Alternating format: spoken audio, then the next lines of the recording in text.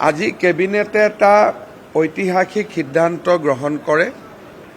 অসমৰ চাহ বাগিচা আৰু আদিবাসী সম্প্ৰদায়ৰ যুৱক যুৱতীক গ্ৰেড 1 আৰু গ্ৰেড 2 চাকৰিটো 3% সংৰক্ষণৰ সিদ্ধান্ত গ্ৰহণ কৰে। ইয়াৰ ফলত ACS অফিচাৰৰ পৰা APS অফিচাৰৰ পৰা অধ্যাপক অধ্যাপিকালৈকে চাহ বাগিচাৰ শ্ৰমিকৰ সন্তানে 3% ৰিজাৰ্ভেশ্যন পোৱাৰ পথ প্ৰশস্ত হ'ল আৰু অহাবাৰ ACS পৰীক্ষাৰ পৰা এই সিদ্ধান্ত কাৰ্যকৰী হ'ব।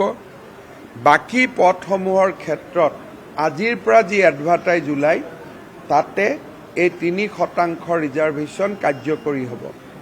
গ্ৰেড 3 আৰু গ্ৰেড 4ত আছিলে, গ্ৰেড 1 আৰু গ্ৰেড 2ত আমি কমিটমেণ্ট কৰিছিলোঁ কৰিম বুলি।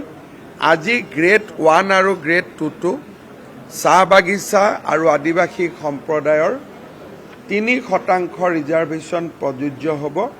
ই এটা কেবিনেটে গ্ৰহণ কৰা এটা ঐতিহাসিক সিদ্ধান্ত।